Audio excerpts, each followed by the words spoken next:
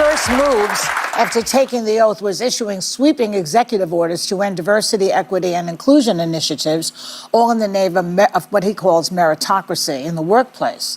So what do you think of getting rid of these DEI programs, and do you think he knows how to spell DEI?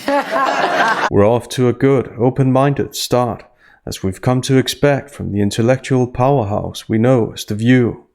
Hang on, because things are about to get inclusive. I'll analyze the arguments made by the panel. These arguments expose a fundamentally flawed mindset that's had a negative influence on the Western world for decades. I'll draw comparisons to the Bud Light scandal before it became a scandal, because it flies in the face of the buzzwords that are praised by The View. Personally, I can't wait to hear what they have to say. And do you think he knows how to spell DEI? So I fall somewhere in the middle on this. I generally think organizations are stronger when there's diversity, but I think it needs to be the whole host of diversity. So ideological, socioeconomic diversity, religious, not just race-based. Not just based on race. And I think that a lot of Americans generally agree that diversity makes things better. But I also think a lot of this country thinks, I want the federal government to work. You can't fall somewhere in the middle. You either support DEI initiatives or you don't. This formulation, coupled with the reservation generally, I generally think organizations are stronger when there's diversity, but is an example of deliberate ambiguity. After all, Alissa can't have her colleagues get too angry with her. Alissa's merely making claims based on presuppositions of what supposedly constitutes good companies and organizations, presuppositions that the Obama administration in particular made. Thus, Alissa doesn't say why organizations are better when there's diversity. For example, how is a carpentry company better when multiple religions are represented? Why is a movie better when it's written by two people who have different ideologies? It doesn't make logical sense. On the contrary, it's easy to imagine that having different ideologies could lead to disagreement and inconsistencies in the message and brand. Alissa does everything she can to make her idea of reality fit with the buzzword diversity, as opposed to questioning the buzzword, which would be more logical. Next, Alissa's cognitive dissonance is on full display. if you're working class in this country, if you're in the agriculture sector, if you're in the service industry, you don't even get to have a DEI office. Is that true, really? Because Exactly. So the questions that Alissa and like-minded people should be asking themselves are, why is it that those companies still exist? Why is it that companies can do perfectly fine without DEI offices? But they don't ask themselves these questions because they don't question the buzzwords that the education system, media, and former administrations have taught them to regurgitate. Diversity makes things better. Tell that to Bud Light. Allow me to introduce another Alissa, the vice president of marketing for Bud Light, who was placed on leave. And we had this hangover. I mean, Bud Light had been kind of a brand of fratty, kind of out of touch humor, and it was really important that we had another approach. So, with an unmistakable contempt that she doesn't even try to conceal, Alissa associates the brand heritage with out of touch humor and equates it to a hangover, a negative metaphor and thus negative connotation. As a result, this isn't just a devaluation of the brand heritage, it's also a devaluation of the loyal consumer who can relate to this out-of-touch humor.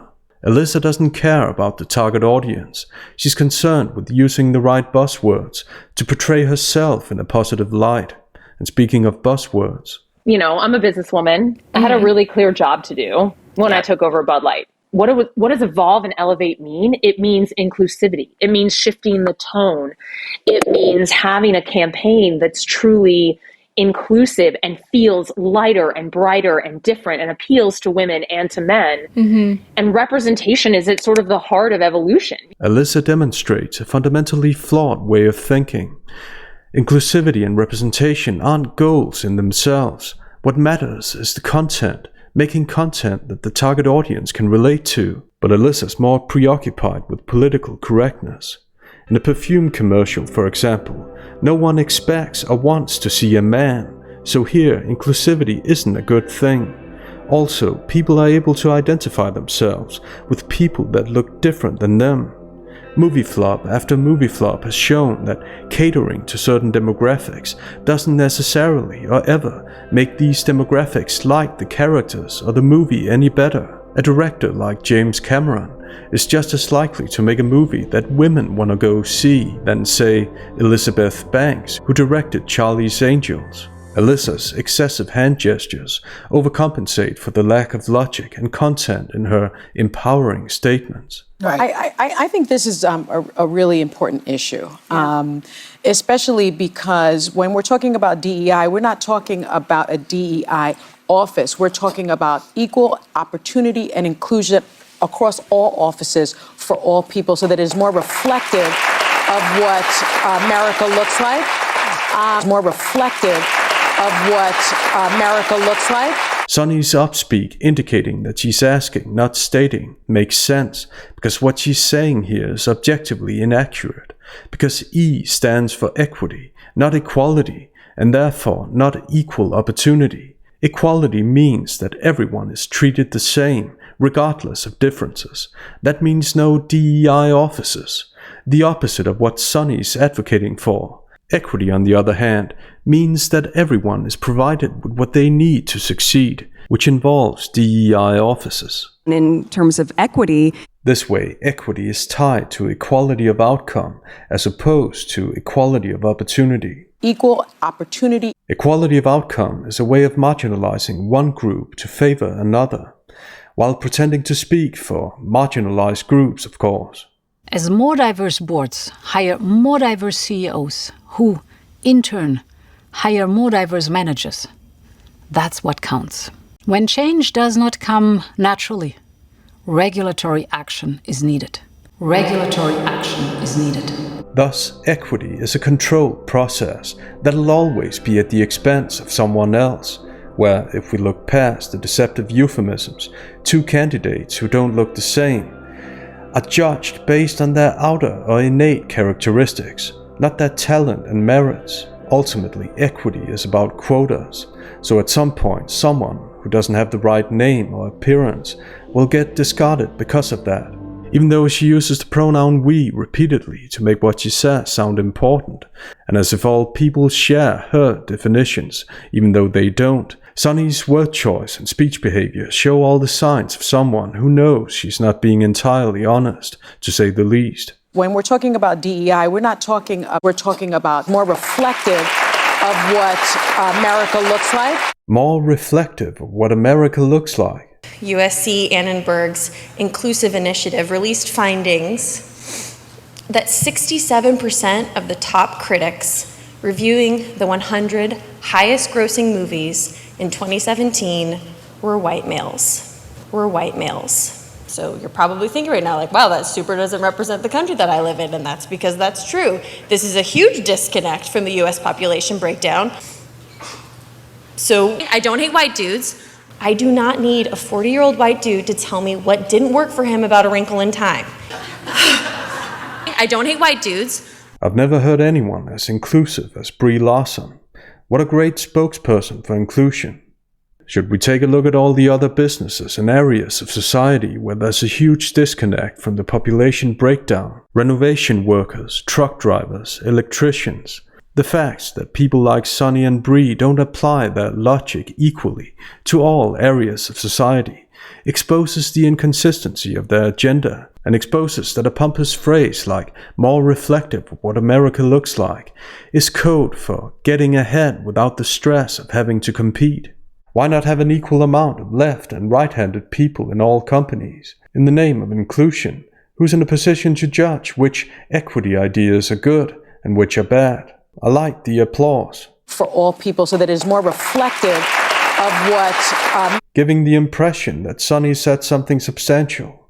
And so what we're seeing is an attack, not on necessarily DEI or wokeness, we're seeing an attack on the very fabric of our company, which is opportunity for all, including women. And women, what Whoopi has said often, women were really the most, they gained the most advantages from affirmative action. And so this is a war on women. I think it's a war on people of color. Sunny's colleague has just accurately stated that not all companies have DEI offices, far from it. So how can not having these offices be a war on anyone? Talk about overdramatic and irresponsible word choice, by the way. In that case, all companies that don't accept or have DEI officers are waging war against their employees. That makes total sense. As a diversion tactic, probably because she knows that many people disagree with DEI initiatives, Sunny deceptively makes it sound like not having DEI officers is an attack, more overdramatic, hyperbolic language on more or less everyone, as if the country is built on preferential treatment, which it obviously isn't. Opportunity. I'm glad Sunny's spelling it out for us. She's not trying to compensate for the lack of logic and proof at all. Sunny makes it sound like the demographics she's advocating for is getting paid to claim she advocates for can't make it without these initiatives. Ironically, that's a devaluation of the competencies of these demographics, as if they can't compete on the same terms as everybody else. The classic playing on people's indignation tactic Sunny uses is designed to divert attention from her intentionally oversimplifying argumentation. Sunny monopolizes the terms attack and war before these terms can be used against her. Because what could be classified as an attack is DEI initiatives, a euphemism for preferential treatment. Sunny conveniently doesn't consider the people who've been negatively affected by DEI, people who have the necessary skills but don't get hired because they don't have the right name or the right innate characteristics. How's that for a free society? Super Bowl spot, fast forward, I cast an incredible female choreographer who just brought incredibly positive, amazing energy to the spot. We cast Miles Teller and his wife Kelly Teller, but it was really crucial to me that if you see that spot, Kelly is the heartbeat of that spot. You're seeing this whole experience through Kelly. She's the beating heart. She, I would sort of argue, is sort of what propels you through that experience. And that was intentional. Alissa should be describing what this amazing positive energy means. Instead, she uses the adjective female. Would anyone ever use the adjective male to describe an employee's competencies? The answer is no, and rightfully so. It's also a devaluation of this employee, as if her innate characteristics got her the job, and not her talent. An incredible female choreographer. Alyssa's too caught up in buzzwords to make herself look good, to see that her statements actually make her look bad. And the way she recruits her employees doesn't exactly make things better. On them. I try to bet on people who haven't had the opportunity, bet on people with similar values as me, who are hungry and want to do great things, but care about each other and protect each other and are kind and good.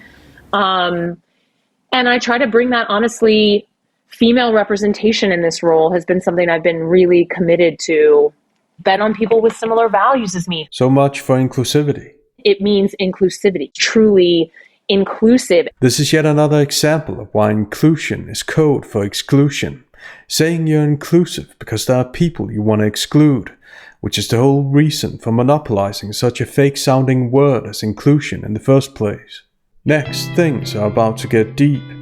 And also, one community that you didn't mention is the LGBTQ+. Absolutely. But he also revoked an order, the Equal Opportunity order signed by Lyndon Johnson in 1965. So not only are we now going back 4 years. Sue Lyndon Johnson, maybe. Well, we're not only, he's not taking us back 4 years. Yeah. He's taking us back to 1965 Right. before it was legal for there to be interracial marriage. That's right. The latter having nothing to do with the topic at hand, but when it comes to dramatization, anything goes, I guess. Lots of things weren't legal back then, but that doesn't mean that we don't have many of the same laws as back then. In other words, this isn't a way to make an argument. This is the classic time argument, which isn't an argument at all. Time and time again, people say, come on, it's the 21st century, or come on, it's 2025. A year or a time can't do anything in itself. People define the year and time they live in. So just because it's 2025, it doesn't follow that we should have certain policies. And we've got to have a reversal of those kinds of policies and that kind of mindset. We've got to catch up to the 21st century. in this That's country. why it's so broad. And I, you know, look, I would love to think, and I hope that we get there one day. I would love to think that there is no racism by the people who do hirings in the government and in corporations in America. But that is not the case. I would love to think that there is no homophobia, but that is not the case. And what he is doing is giving a green light to people who are racist, to people who are homophobic, to people who are anti-women and think they should be in the kitchen, and telling them there is no consequence to your racism. Does this really deserve an applause? I would love to think, and I hope that we get there one day. Anna knows perfectly well that we'll never get there one day, so she's only saying that to justify DEI, which explains her hyperbolic, disingenuous emphasis. I would love. Besides, if hypothetically we got there one day, what would be left for The View to complain about? Wouldn't that render the show obsolete? It's already obsolete. Okay, my mistake then. Discrimination is defined as the unjust or prejudicial treatment of different categories of people, especially on the grounds of ethnicity and gender. Anna doesn't see that what she's arguing for is a reversed form of discrimination. Or maybe she does, and she just hopes no one else will. Because implicitly, by advocating for DEI initiatives, she advocates for looking at people as members of a group, people whose group membership hinges on their innate characteristics, and giving certain groups preferential treatment on the basis of these characteristics. That isn't any different from the discrimination she claims there is. It's just other groups of people, other demographics. For many years now, Anna's allies have literally had a green light to discriminate, in the literal sense of the word, to choose one candidate over another candidate, solely on the basis of their innate characteristics, and without consequences because of the exact initiatives she's advocating for. Where's Anna's sympathy for the people who are discarded because of this? Her reasoning isn't logically consistent. And no, ending DEI programs doesn't greenlight the buzzword she mentions in order to play on people's indignation. Racism, homophobia. It means an end to preferential treatment, and that's different. If a hospital had a rule that said 30% of our nurses must be male, you're not greenlighting misandry by ending that rule. You're merely removing a privilege that male nurses shouldn't have. So the causal relation Anna makes between ending these programs and greenlighting isms and phobias is as disingenuous as it gets. Anna's projecting her own ideological thinking onto CEOs, as if CEOs think about their employees as members of a group and not as individuals with individual talents and merits, and just can't wait to show their true faces. In doing this, she reveals a lot about her mindset, and she's speaking like someone who hasn't been in the job market for many years. From her oversimplifying isms and phobias, meant to vilify her opponents and avoid having to substantiate her arguments, to the disingenuous line of reasoning, Anna shows the typical characteristics of an ideologue. What's one of the first things That's he did? not 1965, that's 1935. He fired the commandant, the first woman commandant of the Coast Guard. He did that on day one. Okay. A woman, not because she was unqualified. We gotta go. Because he wanted to. This is called confirmation bias, which is the tendency to search for, interpret, favor, and recall information in a way that confirms or supports one's prior beliefs or values. The official reason for the firing was leadership deficiencies and operational failures. So Anna's accusation, disguised as a truth, unintentionally exposes what being led by buzzwords and groupthink looks like. What about all the men Trump's fired? Or better yet, what if Harris had won and had fired a male commandant? Would Anna have reacted emotionally then? I think I know the answer to that one. This thing, these ridiculous, what are you call them? The executive orders. Something tells me Sonny did know the name of these ridiculous things that kind of affects the whole country. But way to let her contempt be known. Before we end this empowering journey, let's return to our friends at Bud Light one last time and see an example of what inclusive leadership can result in. Brace yourself. It says Team Heinerscheid swag chain. I took this fabulous class in college and it was called happiness. And one of the things, and I always tell this to my teams, that was so revolutionary about this happiness class is he had us keep a journal and be more conscious of what are the things that make you happy? What are the things that bring you joy? Yeah. We do this happiness exercise. I'm like, literally take out your notebook. You're going to give every day for 2 weeks a grade. You're going to say 1, really unhappy, 2, medium happy, 3, happy, and 1 why. 1 why. And then we look at the average over 2 weeks and we look at the themes and we problem solve. Alyssa's mindset is an entitled one, as if the job's primary purpose is to give her happiness and joy. She brought this entitled mindset into the company as well. Take out your notebook. She says problem solve, but which problems does this exercise actually solve? What it does is that it encourages employees to focus on their own selves, how they feel from day to day, rather than focusing on the best interests of the company. How do you create a team when everyone feels something different? Alissa ignores one of the pillars of organizational theory, which is to build a so-called corporate identity.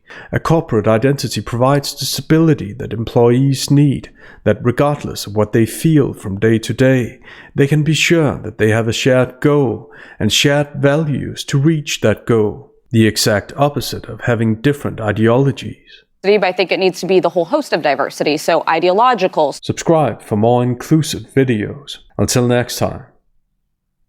And I struggled a ton in the early part of my career with imposter syndrome. Probably the most impactful piece of advice I've ever heard. I heard the CMO of GE, this woman, Beth Comstock. I've seen her speak and she's amazing. Amazing. So, and this one girl raised her hand and was like, I just want to know, where do you get your confidence from? And so she had this fantastic answer. She talked about faking it. Number one, she was like, I fake it all the time. And you realize the more senior you get, everybody's faking it. And it's so true. Everyone doesn't really know what they're talking about.